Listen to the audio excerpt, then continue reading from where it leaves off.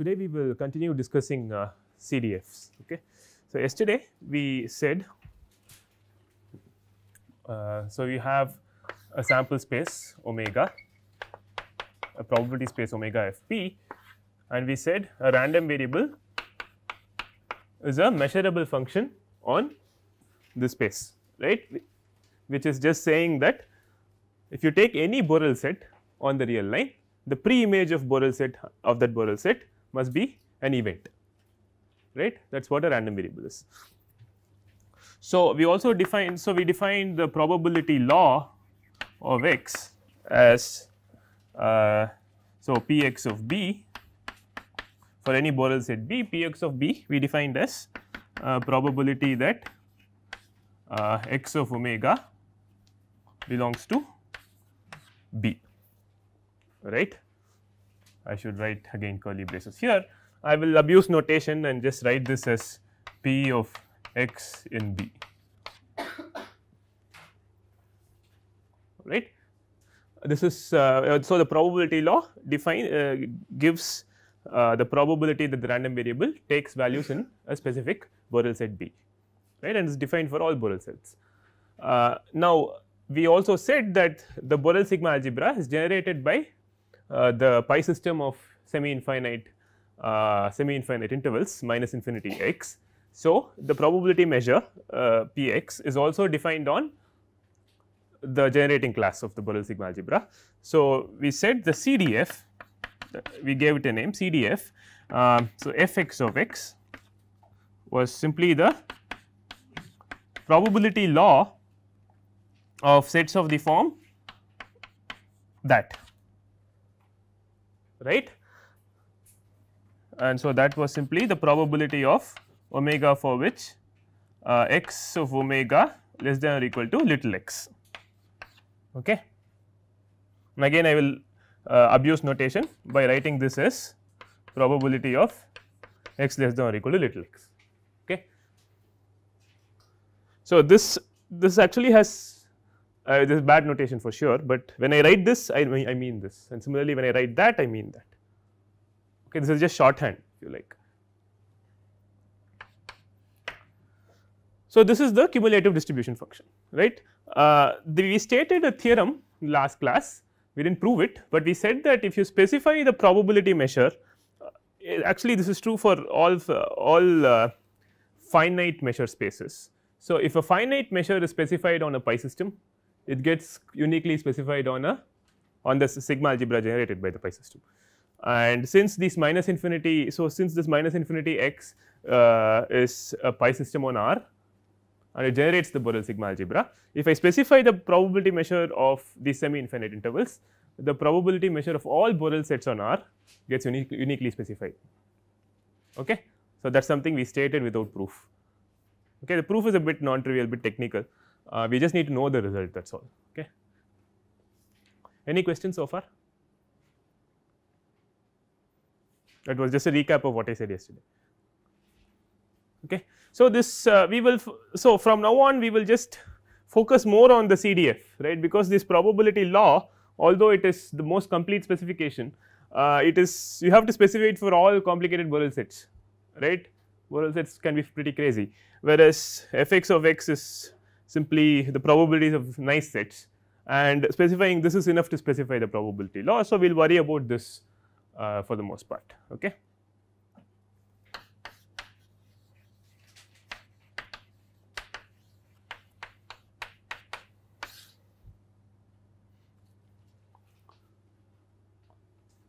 So, we will now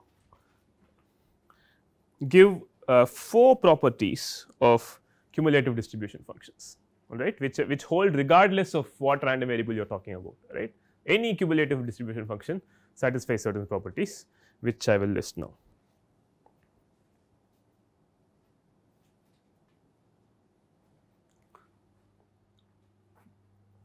So, as usual, so omega f p is a probability space and x from omega to r is some random variable.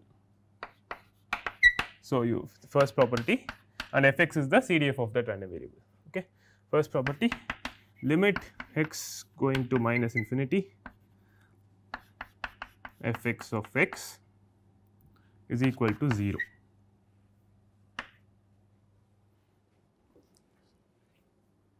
Second property,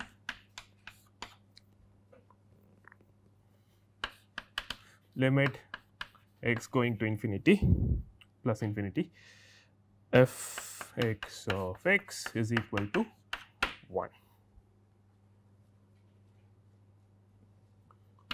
Property 3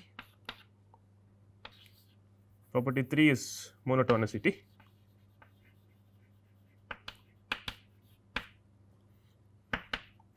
If x is less than or equal to y, f x of x is less than or equal to f x of y.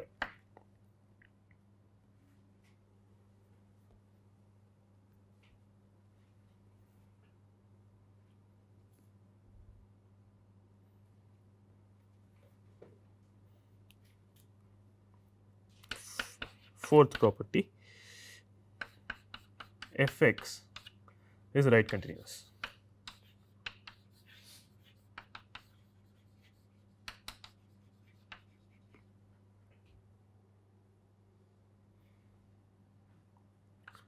i.e.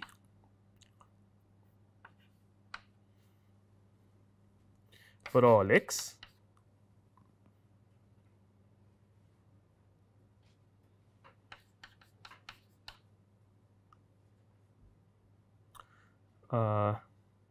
limit epsilon going down to 0 of f x of x plus epsilon is equal to f x of x.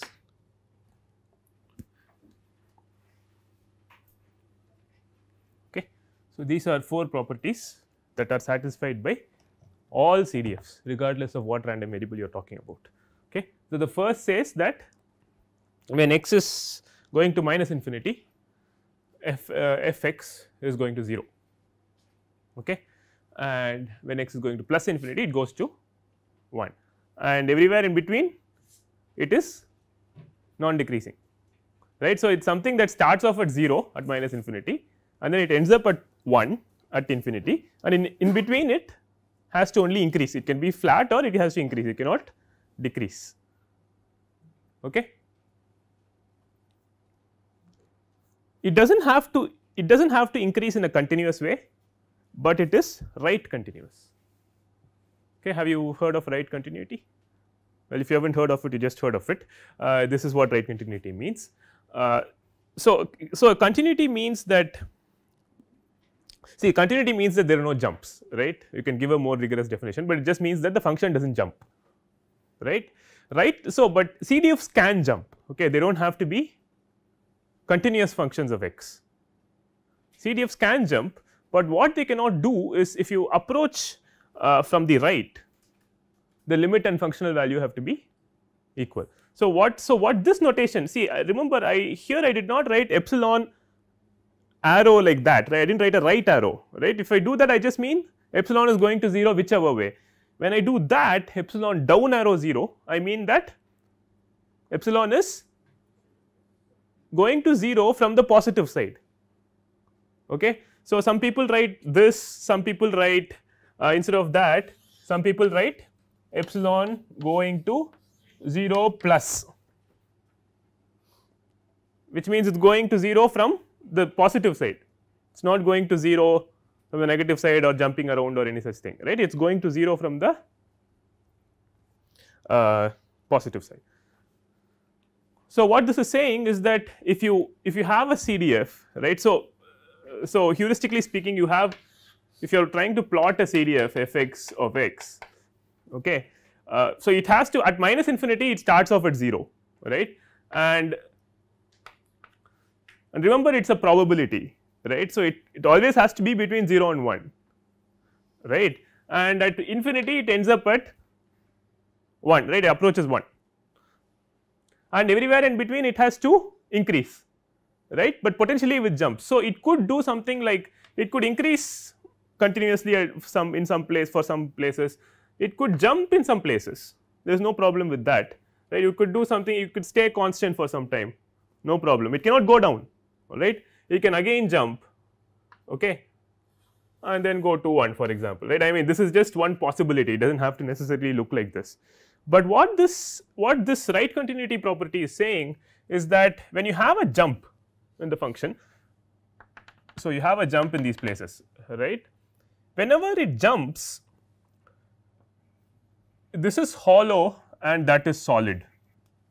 What that means is that the left limit is not, it need not be the functional value, but the right limit is always equal to the functional value, right. So, when I approach like that, right, that is this is what it means, right. So, if this is my x, f x of x plus epsilon is approaching the functional value. So, in all these places I have drawn it continuously, it can even go like that, right, it does not have to be flat. So, what I mean is that here it is flat, but it can also have, for example, if this is a jump, it can do something like that, right. So, what I mean here again here, that is hollow and that is solid, meaning that when I approach x like that from the right, the limit is equal to the functional value, but I approach from the left, it need not be equal to the functional value, right. So, CDFs need not be left continuous, but they are necessarily right continuous. So, if it is both left continuous and right continuous, it is continuous, right, but it need not be continuous. So, is this, I mean, so this is just some canonical picture of how it might look. It can look more complicated also, you will see some fairly bizarre CDFs, but this is just some representation of what you can expect, okay, from a typical CDF. So, we have to prove all of this, but before that, are there any questions on right continuity? Monotonicity is very trivial, right.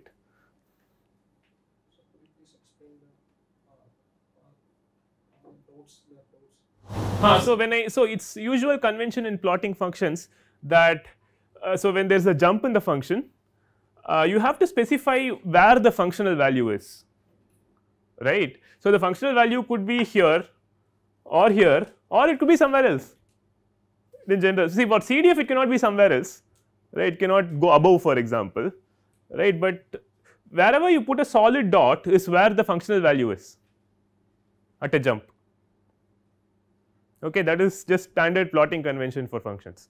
And if you put a hollow dot, it means that that is not the functional value, right. I mean this means that the function, if you approach x like that, the limit of the left limit is not the functional value when there is a solid hollow dot over there, okay.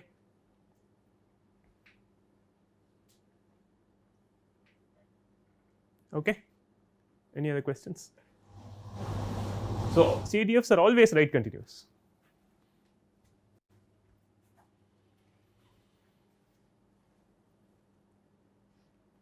So, we have to prove all of this, right.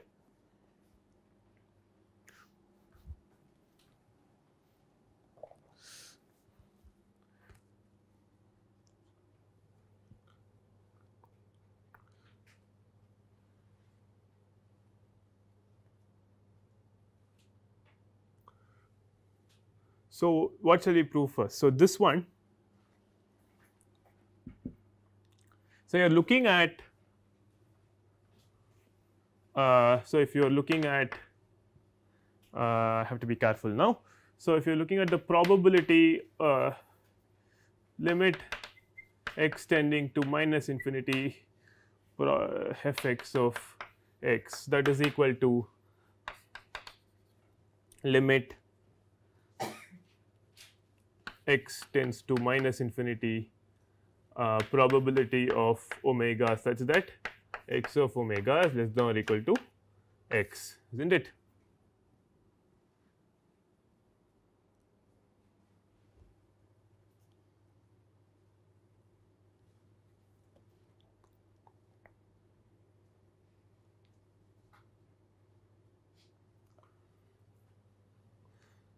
So, now I have to argue that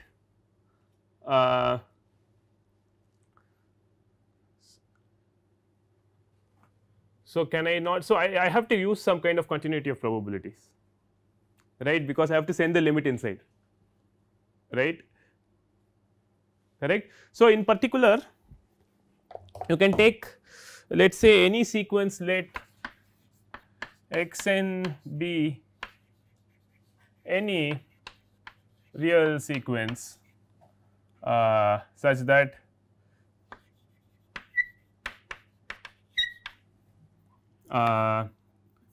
x n goes to minus infinity as n goes to infinity. Okay. So, I am just going to make this into some kind of a countable limit. So, I can write that as, so this guy I can write as, okay, this is equal to limit n going to infinity probability of omega such that x of omega less than or equal to little x n.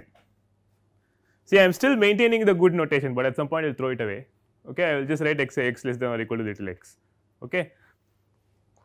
Okay, so now what do I have to do?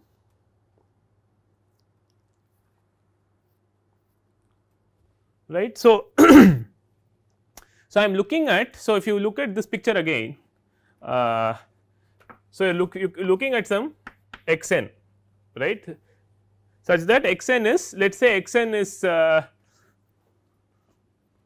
you can actually take it as a sequence not only going to minus infinity, but going monotonically to minus infinity. Okay. So, let x n be any reals, any sequence such that x n tends to minus infinity monotonically. Okay.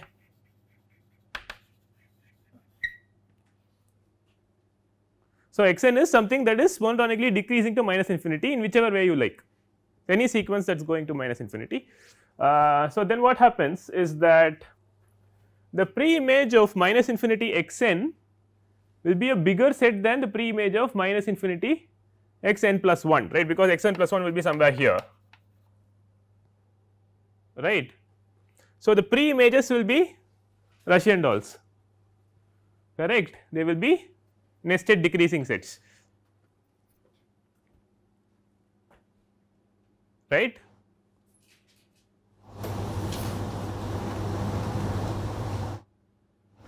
So, maybe I can write this so yeah, I can probably write this as this, right. So, limit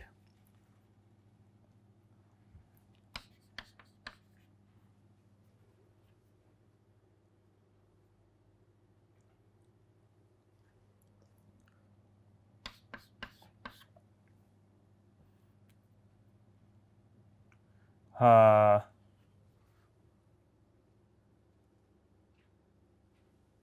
have to take the limit inside, isn't it. So, I have the following, right, omega such that x of omega is less than or equal to x n, and if I look at omega such that x of omega less than or equal to x n plus 1. Let us say I look at these two sets.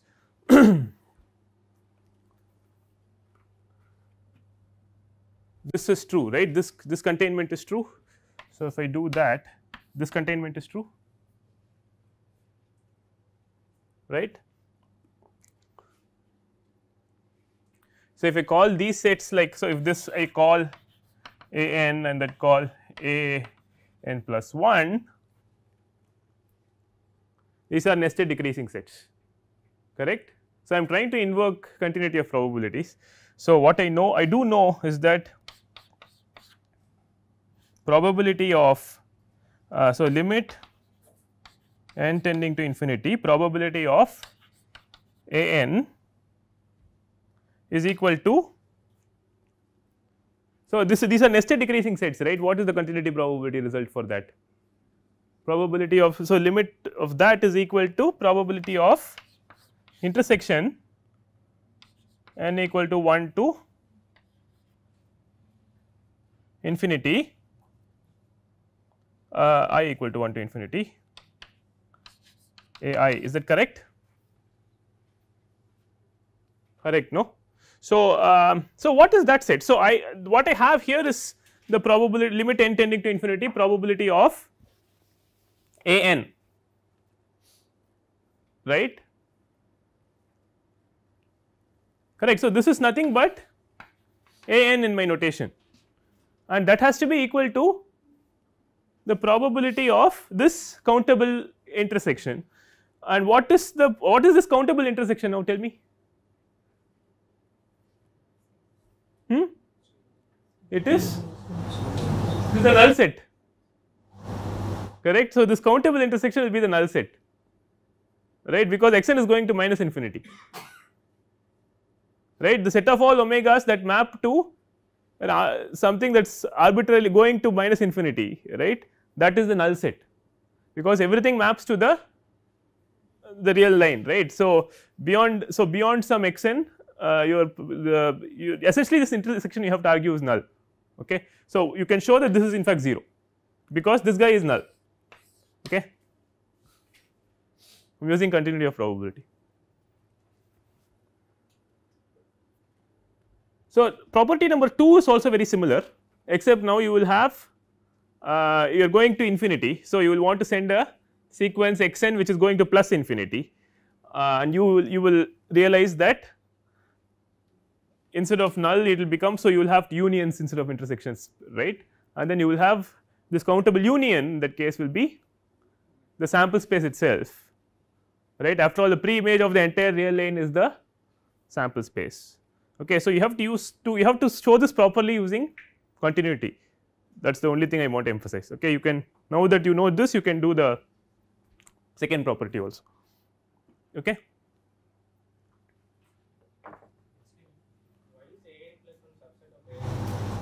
Is it the other way around? Is it not true that, so because I am saying that x n, see this x n is a sequence that is monotonically going to minus infinity, right. So, x n plus 1 is less than or equal to x n, correct. So, the pre image of that set has to be contained in the pre image of that set. Why should the ordering be made? No, see, you look at all those omegas that map here, right, that is some f measurable set there, but the omegas that map here must be a subset of that, right. So, that nested containment works. You have nested containments, you use continuity of probabilities, okay.